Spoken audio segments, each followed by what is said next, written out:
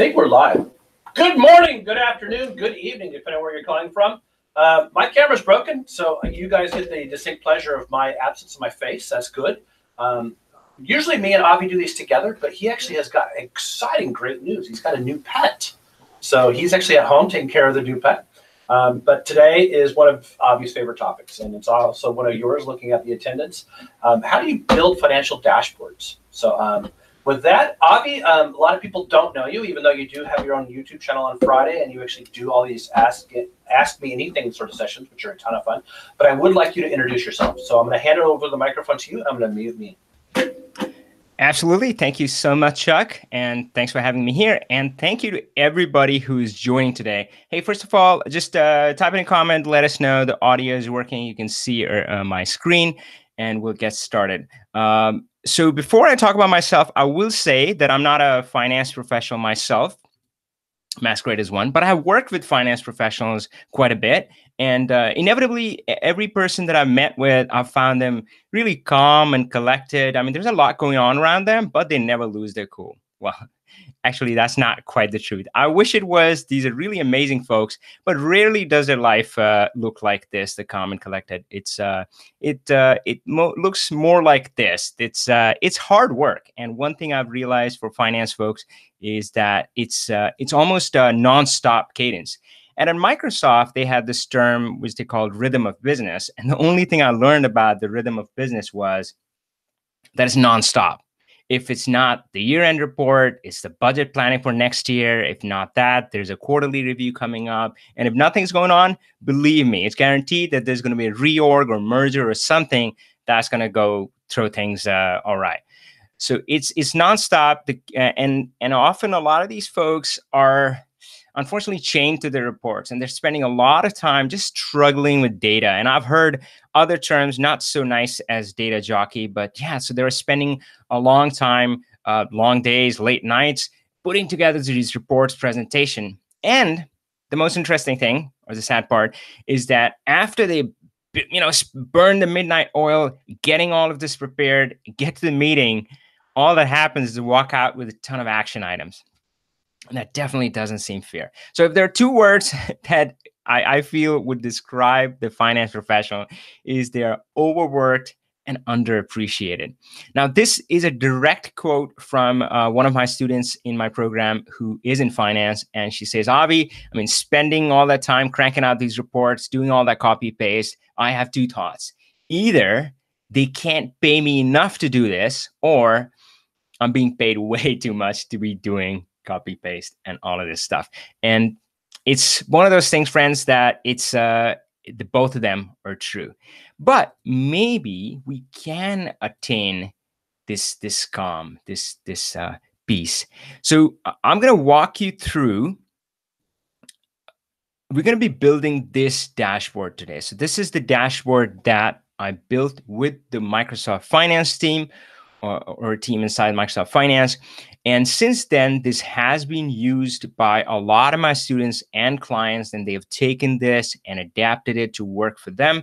So we're going to walk through the whole thing just so you're ready to kind of get started with your financial reports as well.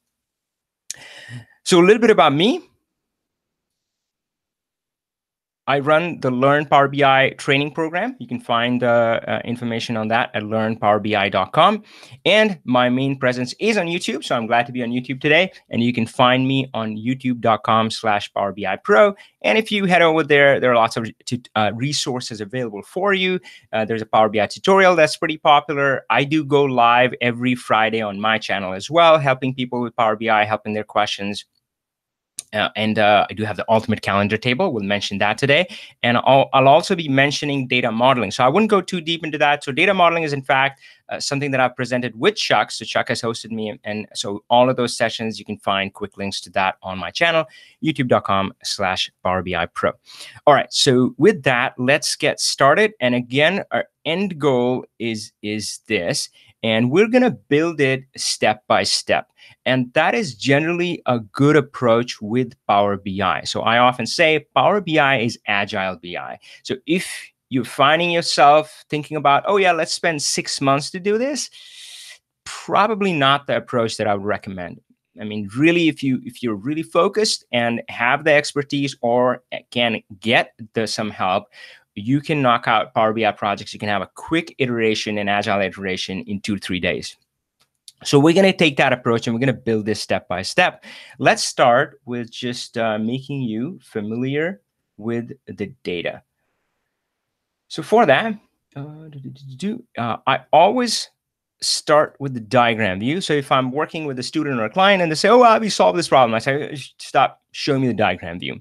And this is what I'm looking for. So guys, I'm pretty a stickler to this. And I would definitely recommend you follow the same as well. So my diagram views are always arranged in a very specific fashion, and it's all very intentional. For one, the data table is down at the bottom. Now, those of you who are familiar with data warehouse concepts, they may know this is fact. I call it the data table, and these ones I call the lookup table. Now, these are called dimensions. So I'm not going to use fact and dimensions, but you can say, if you know those terms, that's what I'm talking about. So data table is what I call lanky. They're tall and they're narrow and they're full of numbers. And the lookup tables are the who, what, where, when, how. So if there's a finance transaction, well, who did it involve? Like which department or something like that. What was it about? Maybe that's the account hierarchy or something like that. When did it happen? Calendar, and some other fields like that. So talking about the lookup table, so these ones are lanky and these ones are squat. What does that mean? They're short and they're wide. So they're not going to have, I mean, if your data table has millions of rows, these are not going to have, you're not going to have a million accounts or a million dates in your calendar table. It's going to be pretty short compared to the data table, but it's going to be wide and it's going to be full of text. There's maybe some numbers, but typically it's very text heavy because these tables are meant for humans.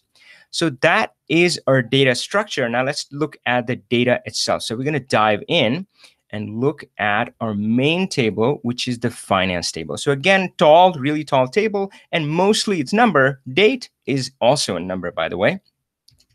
And I'm going to point out the key fields here. And really the field that we really care about is amount. And everything else is kind of a key connecting us to something else. So, which organization, which department. I'm going to talk about scenario in a second. Which account is it related to? Let's just take a quick tour of that. So organization, key. Let's go user. Where did you department group? Let's take a look at department. So department is pretty simple. We got a list of departments and the key links to that. What else did we have? We had account, and this one, as you can see, is a hierarchy. So we have account level 1, 2, 3, 4, 5. Now, typically in an organization, as I've seen, these would have names. So this would be called something. Account level 2 would be department group something. But here is just account level 1, 2, 3, 4, 5. So that's that. And let's go back to our finance table, and I want to call out the scenario key. Now let's try this again. So if you look at the scenario key, it has 3 values, 1, 2, and 3, and that connects to the scenario table. So let's go back over there, scenario table, and 1, 2, 3 is simply our actual, budget, and forecast. Now, for those of you who have gone through my tutorial on my site, would see that this is not at least the approach that I use in the tutorial. And some can argue that this is not the typical approach. So what we're doing here is in a single table, we're storing both the actual, budget, and finance. And the usual scenario is slightly different, and I'll bring that up. Just give me 1 second, guys. There we go. So the scenario, other scenario, let's say, is usually they would be in separate tables: sales, budget, and maybe there's going to be one on forecast, right? So and you can work either way. And of course, you have seen this approach in my tutorial. And for this financial dashboard, we use a slightly different approach. I think it'll be a fun question I'll ask you guys later, that what is the trade-off between combining it all in one table versus having in separate tables. But for now, this is the table structure that we have. Let's see if I missed anything. Awesome, great. So let's go back here. And we're going to start with a really simple approach. So what I like to start with is, do we have bookmarks? Let's go here.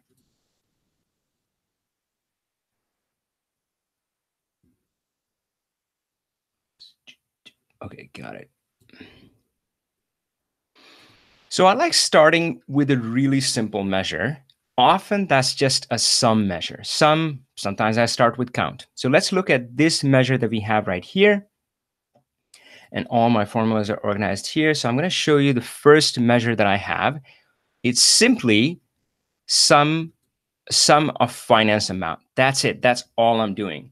Now, be forewarned though that this number by itself doesn't make sense because sum amount actually returns you the actual budget and forecast. So what I have on this visual here, only when you kind of split it up by scenario, which is what I've done, right? So if we take out scenario from there, this number means nothing. It's adding up actual budget and forecast. That's a nonsensical number. So this is what I call a base measure. This wouldn't really be used anywhere. In fact, I often, when I define these base measures, there's two of me. I often hide it. So I say sum amount, and sorry, it's a little hard to see, but I hide it. But for now, I'll leave it be so we can kind of use it for debugging.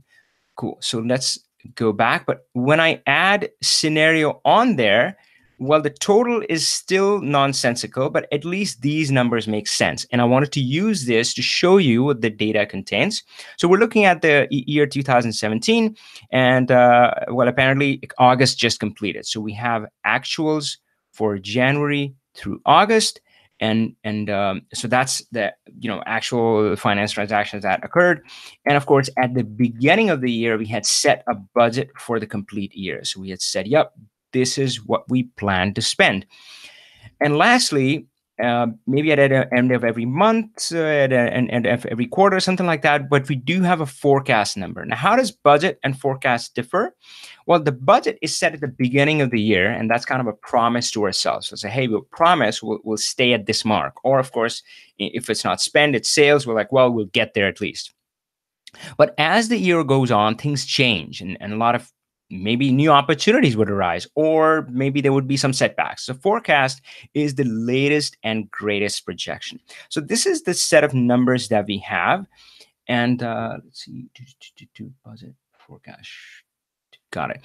So sum amount is our basic measure, but using that, we can define the next level of measure. So again, here you can see we started with sum amount.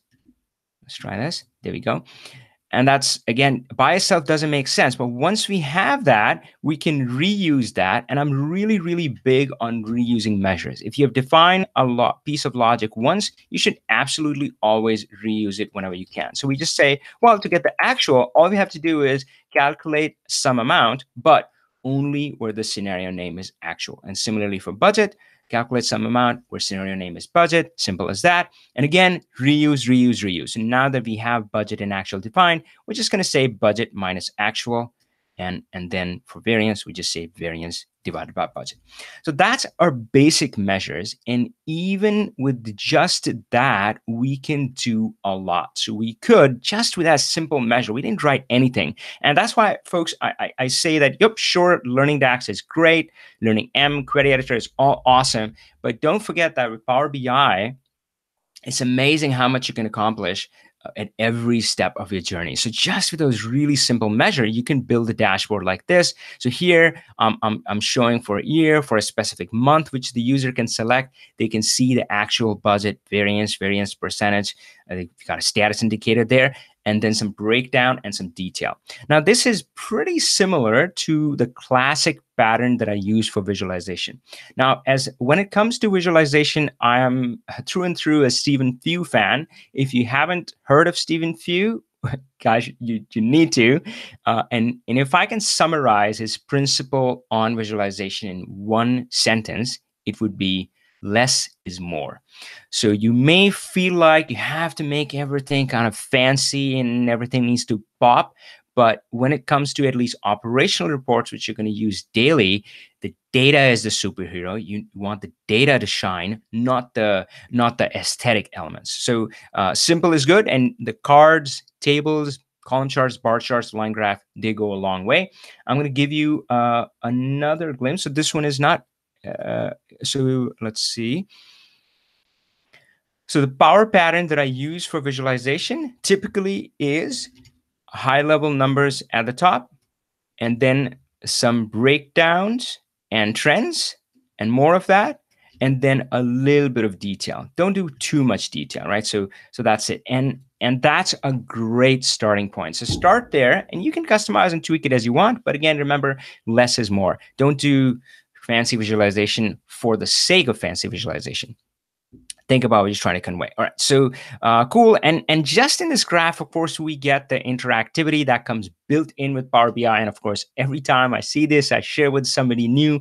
I love that part. So here we can say, oh, what's going on in research and development, and oh, maybe dive into operating expenses and see, okay, well, what happened with commissions, and we can see a lot more detail. So all of that is built in. And again, look at what we did.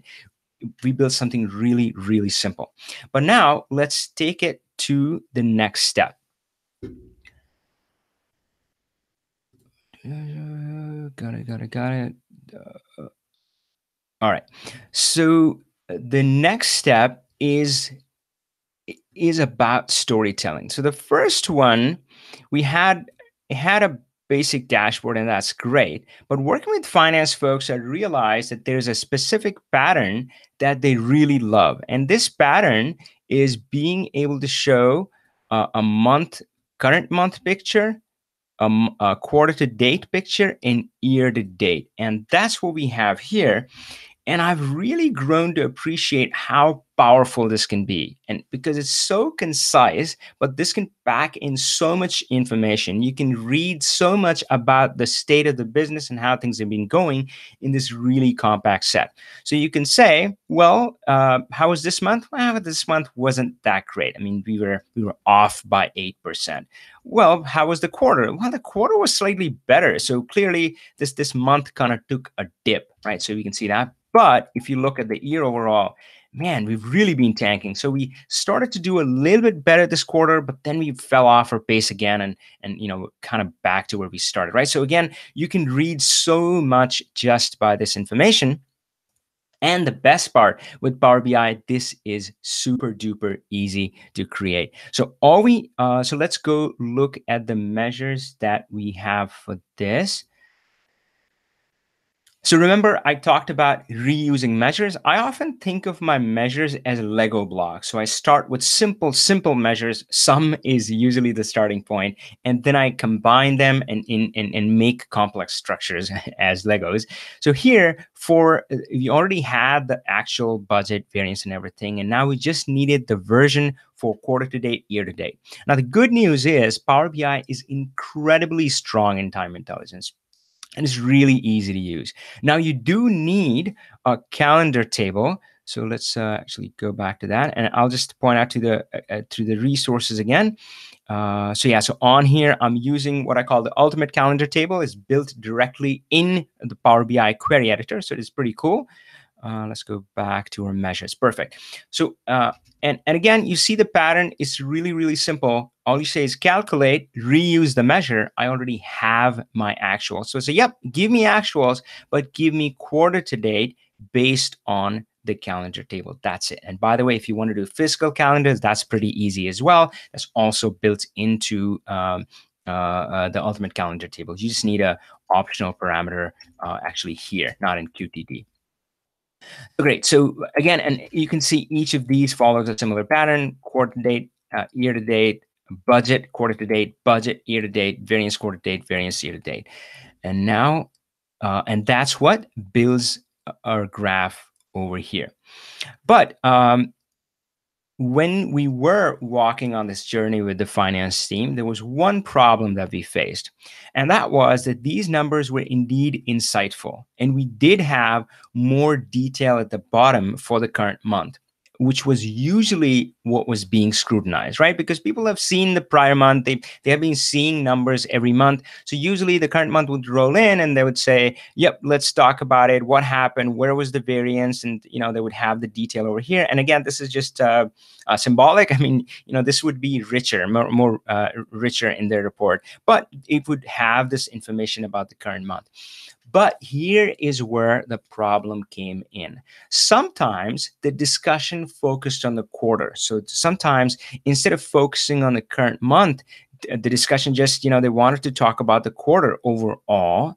And at other times, they wanted to discuss the year overall. So what we really needed was this lower part to be dynamic, so that we can choose whether we are looking at the detail for the month, or we're looking at the details for the quarter, or we're looking at the details for the year. Okay, so I'm going to use the term dashboard. And just to be clear, I'm using this in the sense of dashboard as defined by Stephen Few, not powerbi.com dashboard. As far as Power BI is concerned, this is a Power BI report, and Power BI dashboard is something else. But Stephen Few, the way he defines dashboard, one of the key elements is, I can't remember the definition verbatim. It's really good. It's really concise. But one key element is that all elements should be on the same screen. And he talks about why that's important. That's not to say that you will never have other information on other pages, but you want it to be as compact and available on the same screen. And there are a lot of benefits to that. So that's what we're trying to do, is that we want this to be dynamic. And this is what we'll end up with. So here, what we have done is and I don't know why these guys kind of went wonky. Hold on. Oops. Let me just fix them really quick.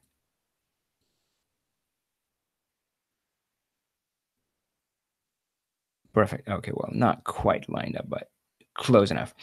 So here, imagine if we had the discussion about the current month.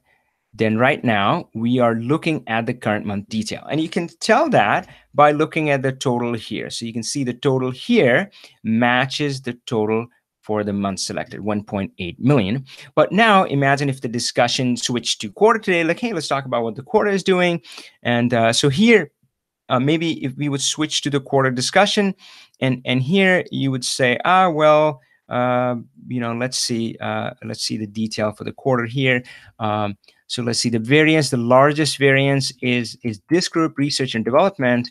And of course, I guess this could use some color. By percentage, this one is the one that's off the highest. So maybe the discussion will focus around that, right? So let's say, yeah, research and development, this is what happened this quarter and so forth, right? So it really can help you guide that discussion. And let's say the discussion was about the whole year, then we would switch to year to date. And now again, look at this number here, 11,504. It matches the year to date number. So what it's doing is you're getting more detail for that number here. And now you can see again, and again, I wish I should have added some color here, but you can see, oops, let's try that again. Research and development again has the largest variance, and boy, percentage is executive, general, and administration, right? So again, it's well, this is sample data, so less fun, but you can see that how this can guide and aid the discussion. And this is the key difference that we saw in meetings being led using Power BI versus the kind of PowerPoint meeting. Nothing wrong with them, but often they were far less action items, because you could get actionable the relevant information right there. You could see what's going on, and there would also be all of these anecdotal stuff. So often we would have meetings in Microsoft, yes, where somebody would say, "Oh, this looks high," and then it was free for all. Everybody would throw out their ideas. A lot of times just anecdotal. Oh, that customer said that the currency thing wasn't working, or something like that. And here you can just kind of look at the data. So great. So how do we build this though? Now, the first thing we need to build for something like this is before we started this, there was nothing in the model which said current QTD, YTD, right? So we need these labels. We essentially need this in a table. Now, I'll show you the way I typically create this. So I would go into the query editor here, and I'll show you my select measure table. And if you notice here that I actually just typed this into Power BI. If it's a small, simple table, this is the way I do it. Oops, what happened? There we go. So you would just click on this enter data button, and you can enter data. And the good part is you can also copy paste over it. So sometimes if it's a few rows, I would just go in Excel and quickly type it up. I don't know, I feel faster there. And I would just come in here and Control V, and that's it. It gets everything. And you can also paste over something. So pretty convenient. Now, of course, if it's something a little more complex, then I would advise maybe you maintain it in an Excel sheet, a SharePoint list, or something like that. So if you have like a complicated list, and if it's being maintained by somebody else, not the model author. So somebody else needs to be able to add elements here. But for here, we simply created this table here and then do some rename, change type, and we're all set. Now notice here that I added a number here, and my intent was to use this as a sort by, because I wanted to be very specific that this is sorted in the correct order. Now, as it turns out, that the alphabetical sort order in this is also the sort order I wanted. So I didn't really need this, but keep that in mind, that sort by column, if you've used that, and I'll show that to you in a second if you don't know what I'm talking about, is not just for calendar table. You can use it to sort pretty much anything. I sometimes use it to sort my customer names so that in the slicer, my top customers show up at the top. So that's the table that we have. And if you go back here, and I want to quickly show you the sort by column. Select measure. Yeah, there we go. So here, when you select a column, you can say sort by, and I could use a selected number. Again, in this case, it doesn't really matter because it's the same. So cool. So now we have that. And once you load that table into your model, you're going to have a table off on its own like this. Now, this one is called disconnected table or disconnected slicer.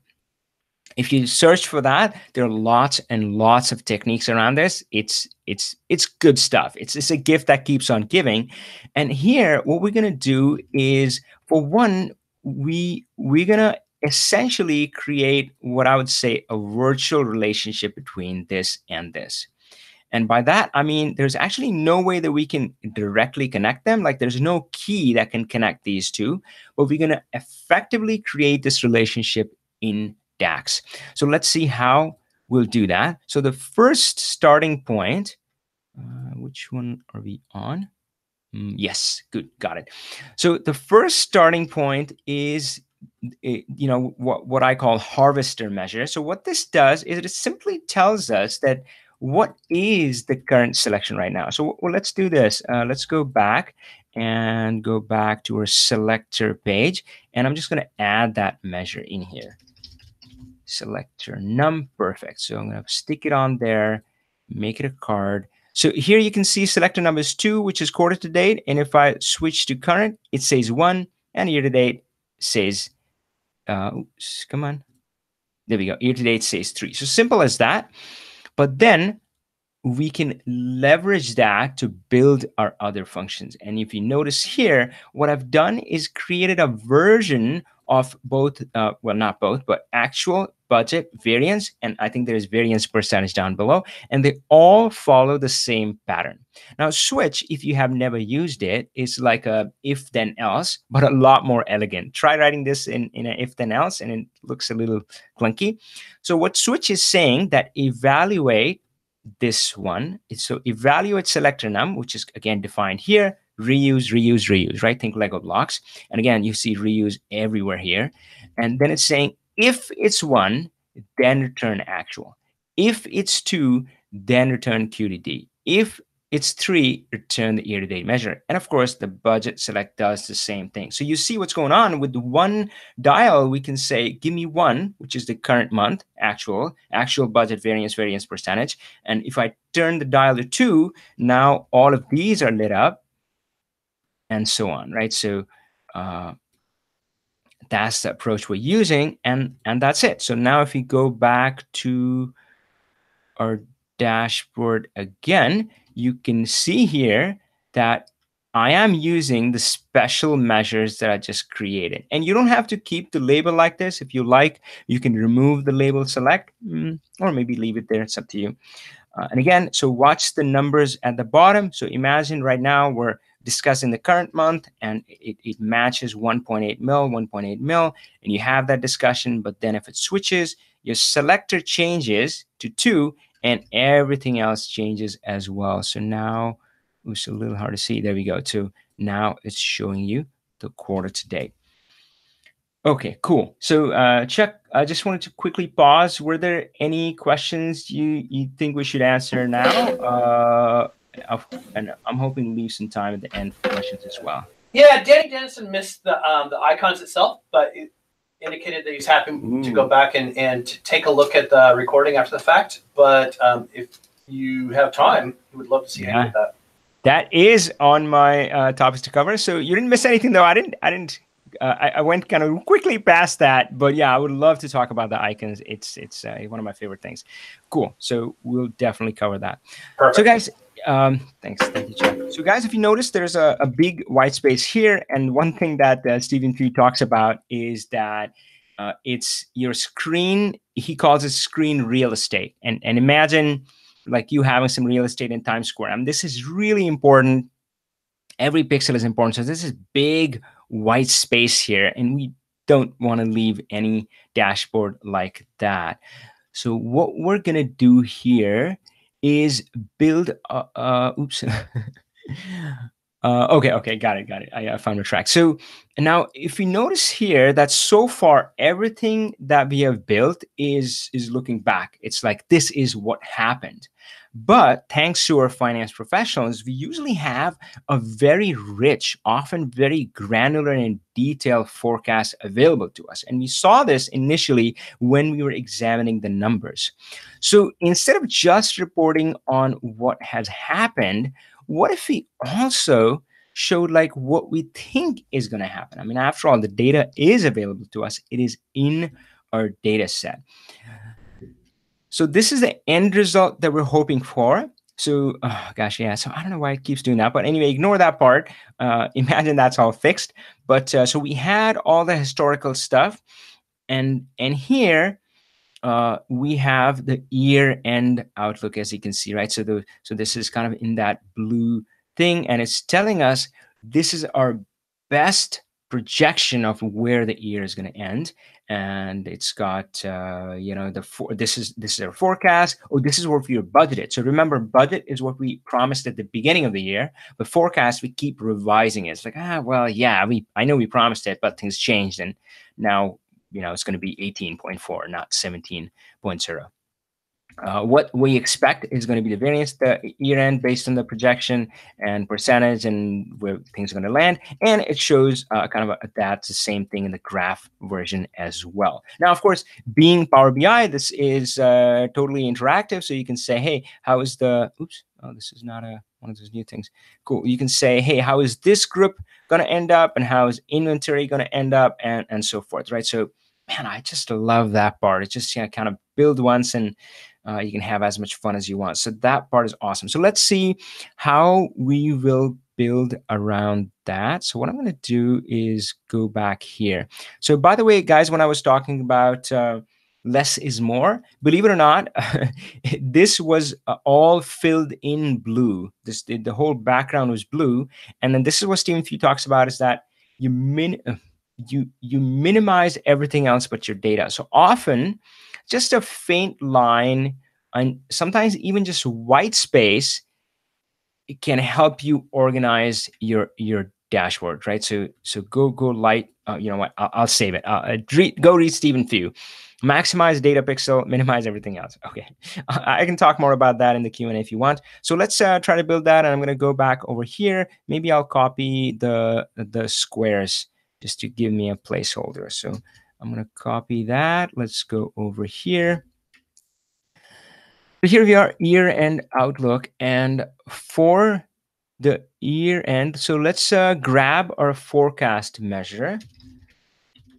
So let's see what we have for forecast. Oh, I know where we're going with this. So, so view the future, end result. I'll talk about that.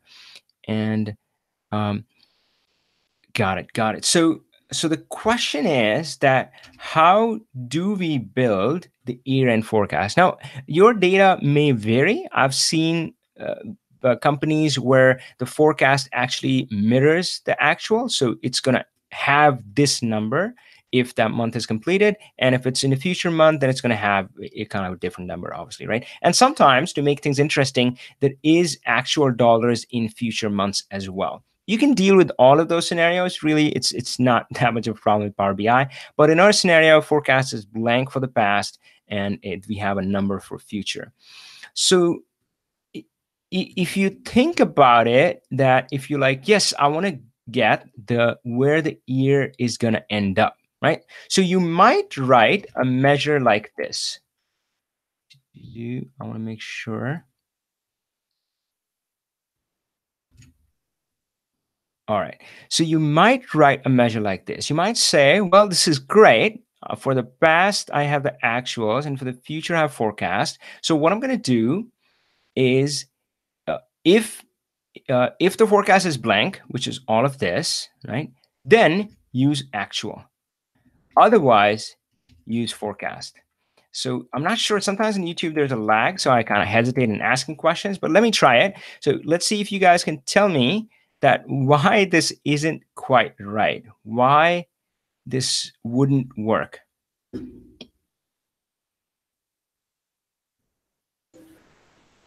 While we're waiting for that, Cody Rickett says Stephen Few writes awesome books. He's actually crushing on the book. So I actually like Nathan Yao as well, and that same remove the clutter, make it prettier. Yeah. So I'm just trying to give you some white space for us to get that answer on the channel, in the chat window. That's great. Yeah. So the one that I have is Information Dashboard Design. It's not one of his newer books, but it's a classic, I think. We use that in our data visualization course that me and you taught together. Yes, that's right. All right. So Stephen. Okay. So Stephen got it. It wouldn't work for the totals. So yes, it wouldn't work for the totals because it would do this. So let's see. I want to bring back the measure. So when something like this happens, sometimes people you contact me is like, Power BI isn't working, or DAX is giving me the wrong result. And guys, sure, there might be some bug in there I haven't really encountered ever, I think. But the stance that I take is Power BI is always giving you the right result, right? So Power BI it's a tool, it's a machine, and it's got a specific set of rules. By the way, I forgot to mention one resource which might be helpful, which let's see if I can find it. So on my channel, I think I call it DAX. I break it down the step. Oh, perfect. It's a playlist, actually. So DAX filter context, and I call it the I can rule, and it's an acronym. Let's see if I can remember on the spot. I is the incoming filter context. C is calculate and its friends.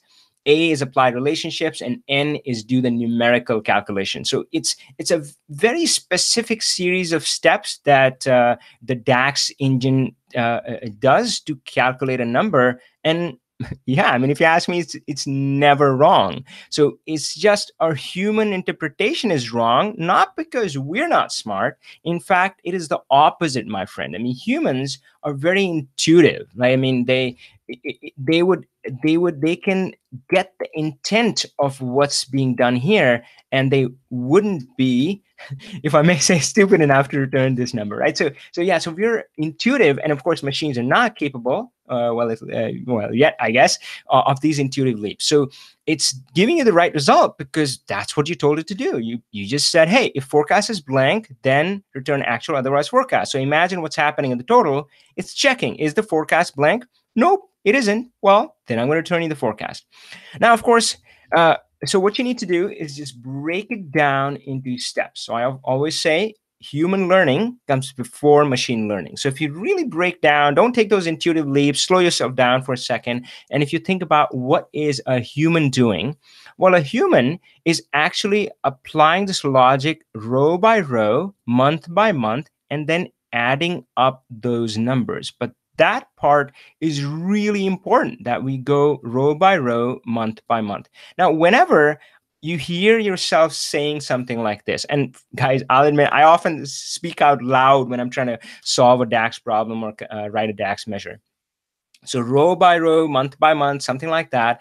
Every time I hear myself say that, I know that it is going to be one of the iterator functions. Now, iterator functions are generally the X family of functions. And of course, in there is sum x, min x, max x, and so forth. There's a long list, standard deviation x, and so forth. And there are some very interesting kind of incognito members who do not have x in their name. But don't let that fool you, my friend. If you look at their signature, if you look at exactly how they behave, they are iterator, they are X functions. So all of them are in the same family. And again, what they do is they go row by row and then let you do something with the aggregate results. So let's see. So here we have the next version. So again, this logic is sound, but we just need to go row by row. And well, where did we go for actual forecast? Okay, there we go. Perfect. So second effort. Okay. All right. So actual forecast. So this is, so again, we kept the same logic. It was sound, but then we said, no, don't just calculate that. So when I'm reading an iterator function, I don't think about the first word to begin with. So I don't look at sum, average, min, x. I start with the x. So what is the x saying? X is saying go row by row. Well, on what? Well, on the month year. Now, this may seem unnatural. Now, the thing is that x functions take as their first parameter, take a table value. And of course, you can see that in the auto complete. If I can activate it, yeah, here you go. So sum x, the first parameter is a table.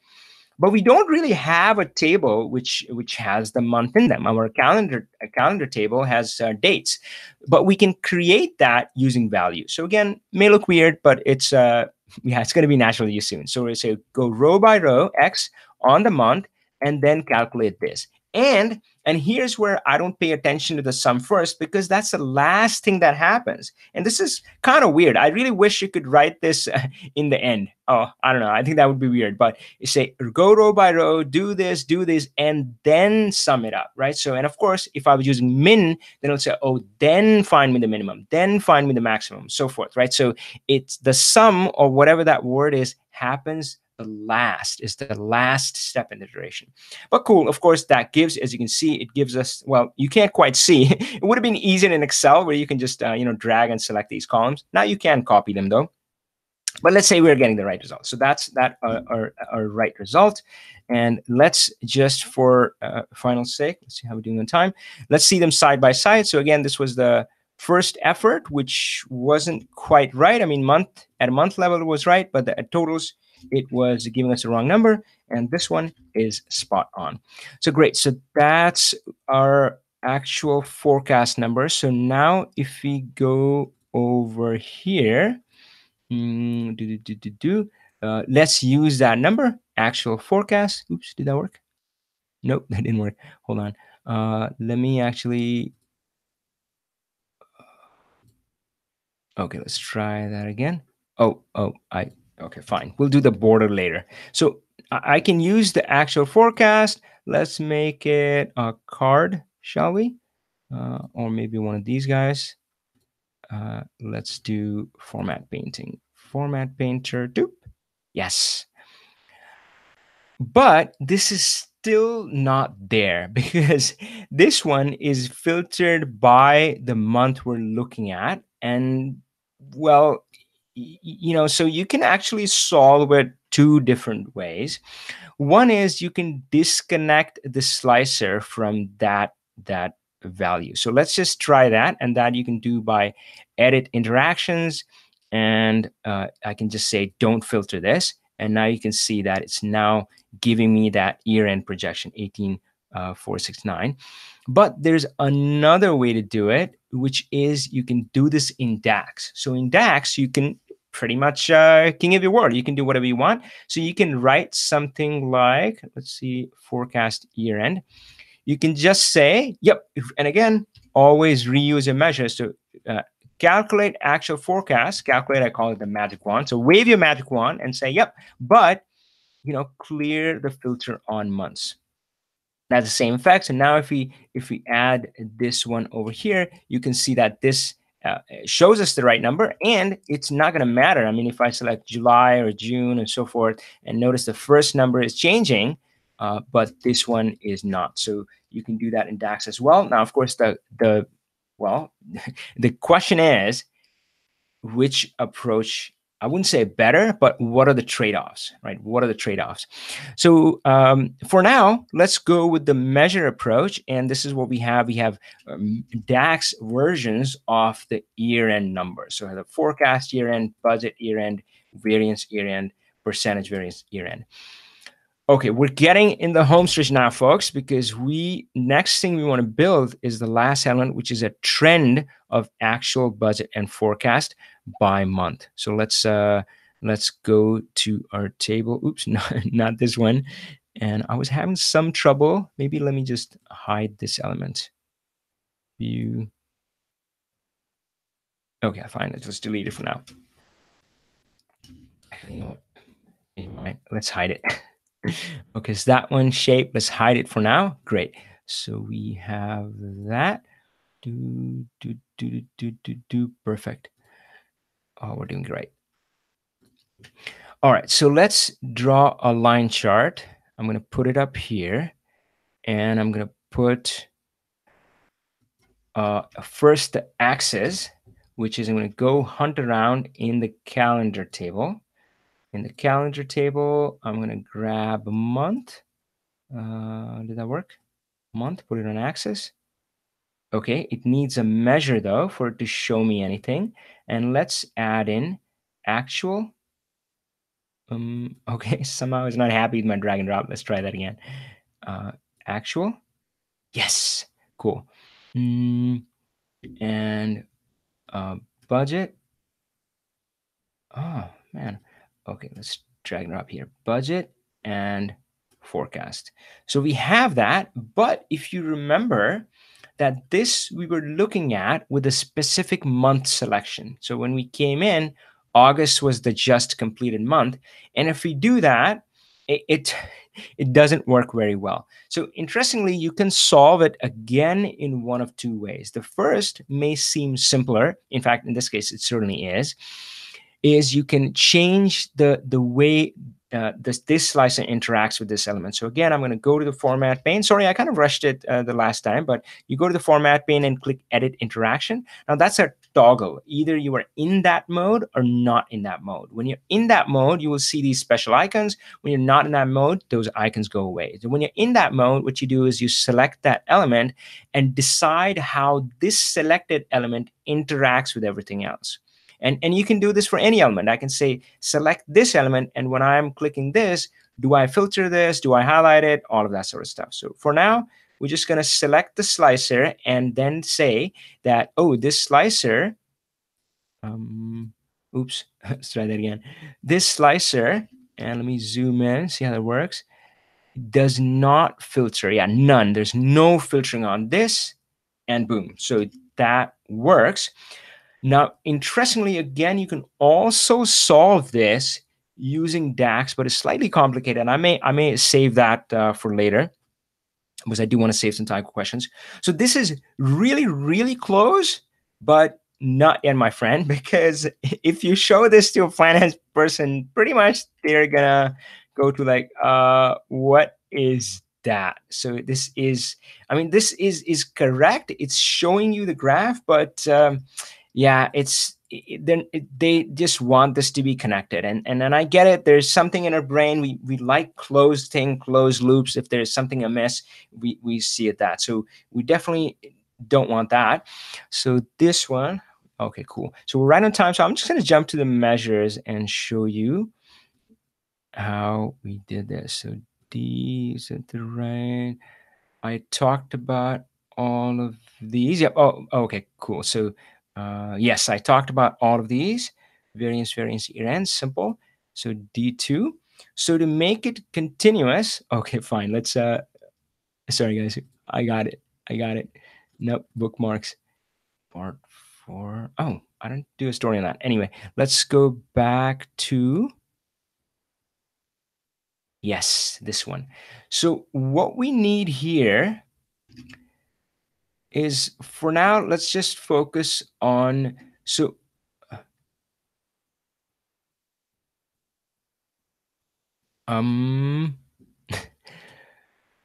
What is it doing? Let's just do. Oh my guys, give me 1 second. So let's just do measure list. Nope. Next steps. Nope. Data view.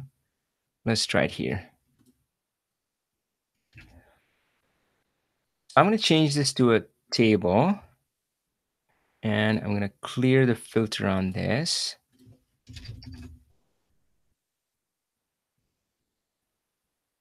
This is good. And forecast. Doop.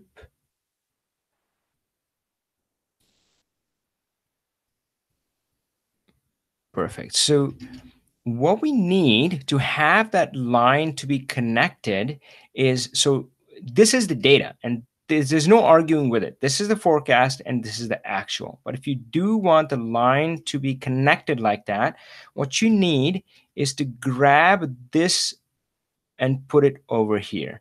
Now, the first question is, how do we know what to grab? Like, it's August this time, but it's going to be September next month and October next month. So for that, we use our calendar table. And so now I can take you back to the measures, or maybe just put it here. So great. So what we do, let's see if we can bring these elements closer. And forecast. Oops, too close. Awesome. So we're just saying we're using our calendar, and we're and I'll talk about offsets in a little bit. I'll frankly point you to my calendar table, and we're checking. So let's put the offsets over here. Offset. So that is a feature of the Ultimate Calendar table, and again, that's mentioned in the resources. Here, oh, sorry, wrong one. Offset.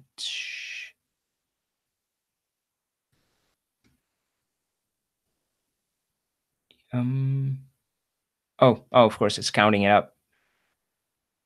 Yes, that's what I want it. I want it to be counted up. Nope. All right, cool. So let's go back here for the final reveal.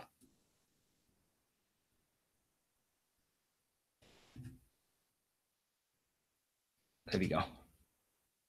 All right, so the calendar table gives us this. Calendar table, the Ultimate Calendar table, available on my channel, marks the current month as 0, and then we have this offset, -1, -2, -3. -1 is the last completed month, 1, 2, 3 if you need future months. So it's really cool. You can use it in so many different ways.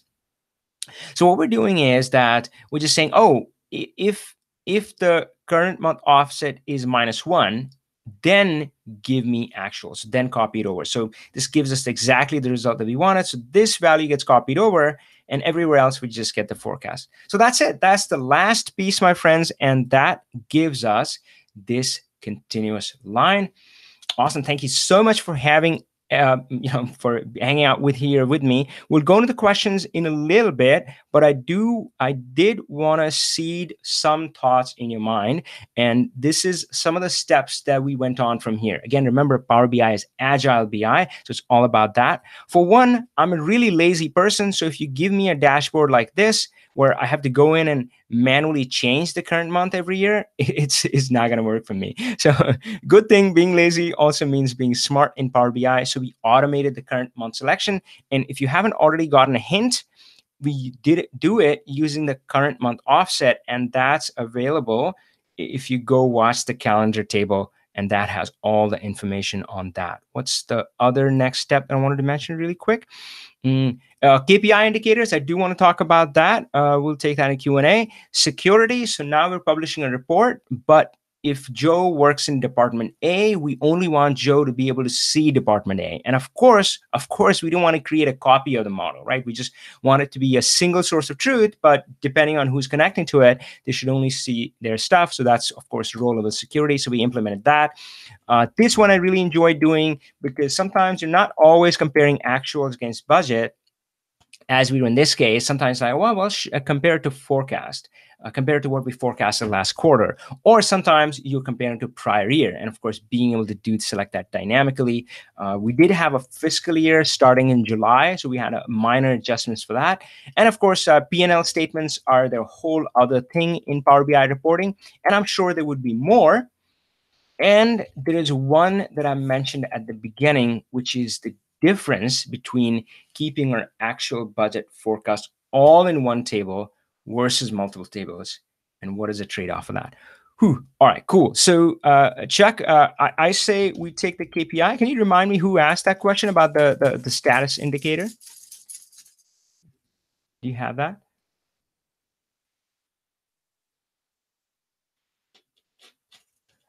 Security, I can talk about that. We do have, oh shoot, we're running close in time.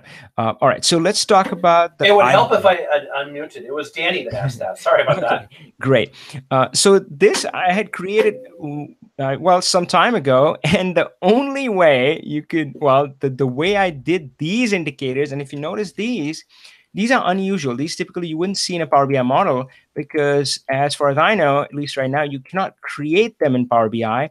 I created these in Excel Power Pivot, and if you do that, if you start your model off there and then import it to Power BI Desktop, it pulls it in. So it does have this concept. It just somehow the UI doesn't, give you the ability to create it. Now, so this was then.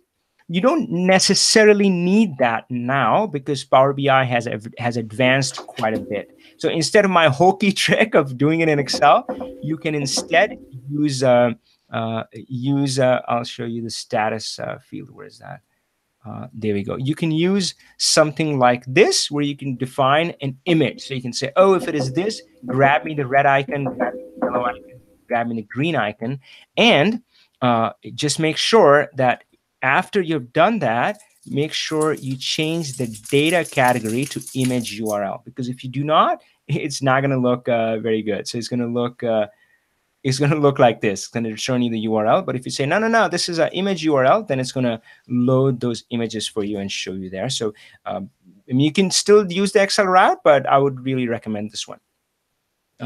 Cool. So I think I saw Peter asking about security. Let's cover that really quick. So security is stunningly simple. So let's see. I think I had something in here. Oh, personalized. I should rename that. So this is security. So the way security is set up is you have to have a table, and in my case, it is user department, which tells the model who has access to what. Now, this can be a table that is manually maintained or manually created, or sometimes it is just coming straight from HR. Like, hey, this person is in this department. So it's just an automatic feed and it's coming from there. So it's a really simple table. And you can see here what's going on. Like, oh, John is is in this department, so must access this must access this. And you can have, like, let's say there's a super user, or let's say there's a manager, you can list their name and say 1, 2, 3, 4, 5, 6. Like they have access to everything. So you start there. And then you do this. You say manage roles, you create a role, and you apply a filter to the username specified there. So you say, so username, this is a DAX function, and you're matching it with the value in the table, right? So so here, this is what username is returning right now, which is not what you would get in PowerBI.com. In PowerBI.com, this would be my login name, right? So and then that would be matched up against the user table here. So let's say, oh, well, Avi Singh isn't here. That means he gets access to nothing. No matter. So again, it gives you that another level of security. Doesn't matter who you share the report with. If they don't have access, they're not going to see anything. So let me just show you a quick demo here. So right now you're looking at all departments, but I can simulate it at how it's going to look if let's go with Alex. I don't know what Alex has access to. Let's say if Alex were to go in and hit OK, and well, great. So Alex has access to executive general administration. So this is the only thing that they would have access to. So yeah, pretty simple to set up. Cool. Let's see. So see, Hey, I don't want to interrupt, but YouTube gets really cranky after we run over an hour, and we're at the top of the hour. So cool. why don't you figure out what the next topic is that you want to do with me? Promise these fine folks that topic, and then I definitely want to see the puppy. So I'm going to hand it over to you to close, my friend. Okay, good. I'll have to think about the topic, but I'll point again, folks, to my YouTube channel. And I did mention some of the things which I couldn't go into more detail, but you can find all of that on my channel, including the calendar table, data modeling, Power BI tutorial if you're just getting started. And I go live every Friday, so you can hit me there and ask more questions. And this file, you can also get that at the link below. So Chuck, again, thank you so much for having me. And I will definitely get you the next topic, and I'll be back again. Not a problem. And I'm actually on again this Thursday with Josh Kaplan, answering any questions you have about Power BI Premium monitoring and managing. So join me in 2 days. Okay, Avi, I will talk to you later, and you have a great day, my friend. Thank you, Chuck. See you soon.